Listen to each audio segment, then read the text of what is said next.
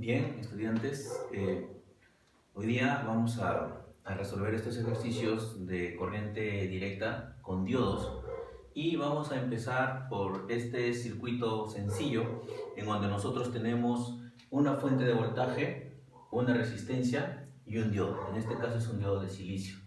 Entonces el enunciado nos pide que determinemos la caída de tensión que hay en la resistencia de valor R, 1 ohmio, y la corriente total que circula en este circuito, considerando que tenemos un diodo de silicio. Bien, entonces vamos a iniciar la solución de este circuito para determinar estos voltajes. Bien, entonces lo que tenemos que hacer es primero determinar cuáles son las polaridades de estos componentes y determinar si es que este diodo se encuentra polarizado en directa. Porque si este diodo no estuviera polarizado en directa, entonces lo que pasa es que este diodo se va a convertir como un circuito abierto, se va a comportar como un circuito abierto. Entonces esto estaría abierto y ya no habría paso de corriente. Entonces hay que determinar eso. ¿Cómo nosotros determinamos que un diodo está en circuito, en configuración o en polarización directa o indirecta? Es determinando el sentido de la corriente de la fuente. Nosotros tenemos una fuente de 10 voltios, la cual obviamente su voltaje, su intensidad de corriente va en el sentido de las manecillas del reloj. Entonces podemos observar que al llegar a este componente que es la resistencia, lo que va a hacer es polarizarlo de esta manera. Recordemos que por donde ingresa la corriente es por donde queda polarizado de manera positiva, y por donde sale la corriente se convierte en negativo. Entonces ya tenemos la polaridad de esta caída de tensión que también me solicitan pedir en la resistencia. Ahora vamos a determinar la polaridad de este diodo. Entonces, al ver que nosotros el diodo tiene, la corriente tiene esta dirección, ¿sí?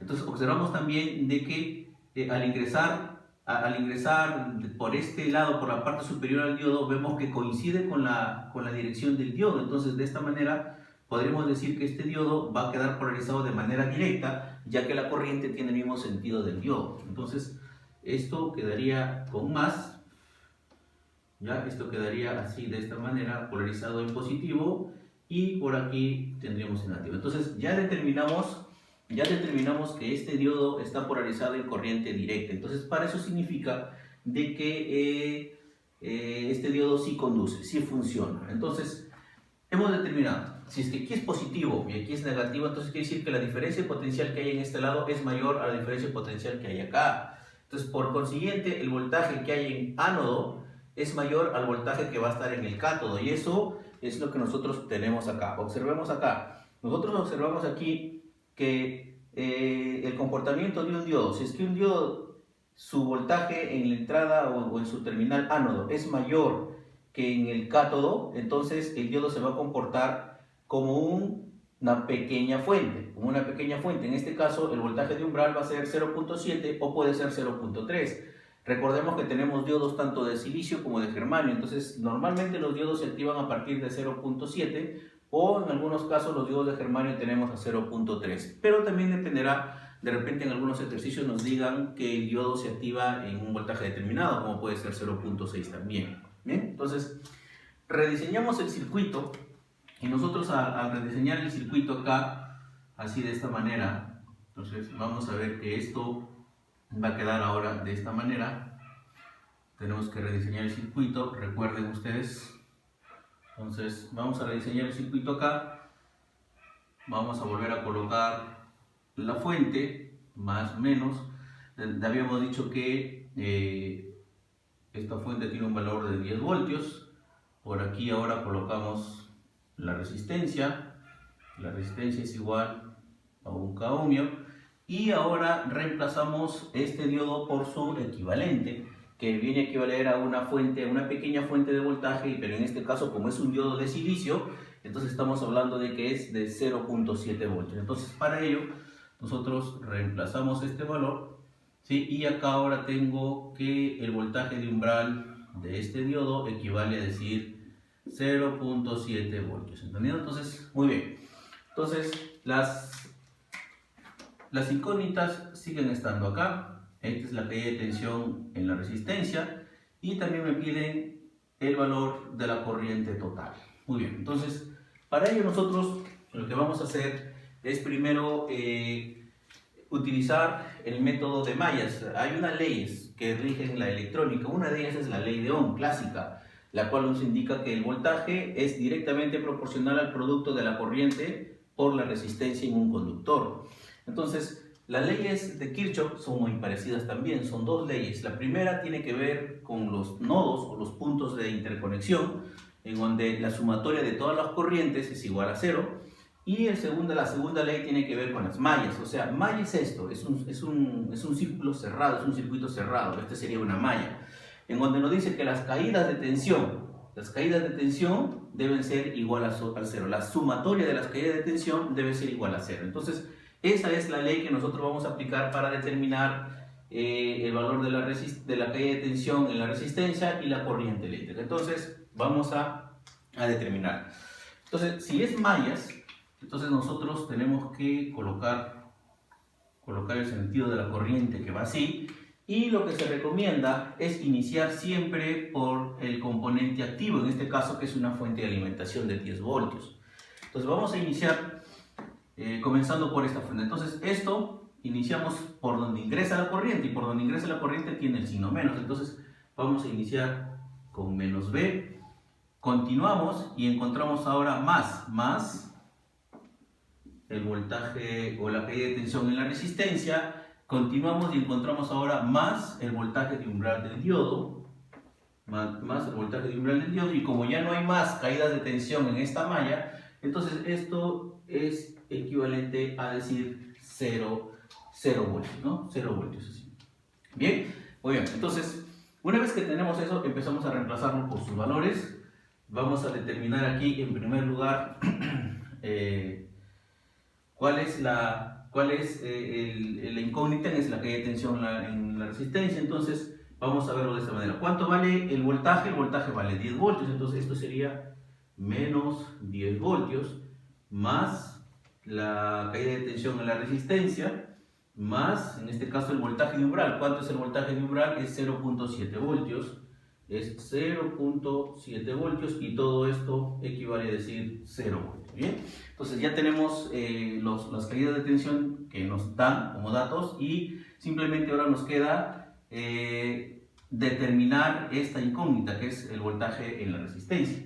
Entonces, al despejar, nosotros vamos a tener que la caída de tensión en la resistencia es igual a que todos los componentes, las constantes, pasan hacia el otro término con signo cambiante. Entonces nosotros tenemos que aquí es menos 10, entonces para acá va a pasar como más 10. El más 0.7 pasará ahora como menos 0.7 voltios. ¿Ven? Entonces ya hicimos, arreglamos en este caso, hemos despejado la variable y hemos determinado que la caída de tensión en la resistencia equivale a decir a 10 menos 0.7 nos va a dar 9.3 voltios. ¿Bien? Entonces hemos hallado el primer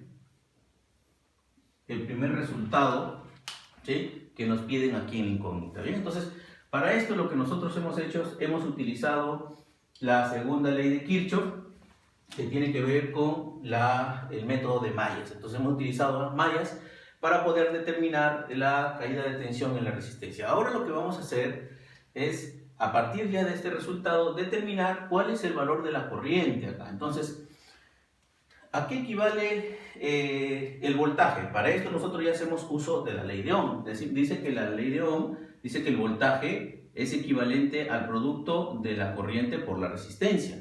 Entonces, ¿dónde tengo resistencia? Resistencia tengo acá. Entonces, para ello, nosotros vamos a determinar ahora la corriente total de este circuito. Entonces, a partir de esto, aquí tenemos resistencia. Entonces, la caída de tensión en la resistencia, ¿a qué va a ser igual? Va a ser igual a esto, al producto de la corriente por la resistencia. Entonces, lo que nosotros tenemos acá es igual a I por R. ¿Entendido? Entonces, este valor yo lo conozco, ¿sí? Este valor es 9.3 voltios. Ahí está, ¿entendido? La corriente sigue siendo la corriente, y este valor también lo conozco, que dice K. un K. Recuerden que en los prefijos numéricos el K vale 1000 unidades. Entonces, si esto es 1000, entonces 1 por 1000 serían 1000 ohmios. Entonces, esto equivale a decir 1000 ohmios, de esta manera. Entonces, yo despejo, al despejar la ecuación, voy a tener que esto es igual a 9.3 voltios sobre 1000 ohmios. ¿Entendido? Ahora, vamos a determinar que la división entre 9.3 entre 1000 nos va a dar este resultado, 0.093 amperios. Bien, entonces como es una unidad, miren, tan pequeña de 0.0093, lo que vamos a hacer nosotros es pasarlo a sus prefijos numéricos. En este caso vamos a determinar que la corriente es igual a 9.3 miliamperios. ¿Entendido? Entonces de esta manera nosotros hemos determinado también la corriente total de este circuito. ¿Entendido? Entonces es muy sencillo, simplemente hay que conocer los fundamentos teóricos de la electrónica, las leyes básicas que la rigen, como la ley de Ohm y la ley de Kirchhoff, y para eso nosotros ya hemos podido darle solución a este circuito, ¿no? Utilizando primero el método de mallas para determinar la caída de tensión en la resistencia, y a partir ya de este resultado hemos nosotros determinado a través de la ley de Ohm la corriente total en el circuito. Bien, entonces eso sería todo. Muy bien, suerte a practicar, muchachos. Listo, gracias.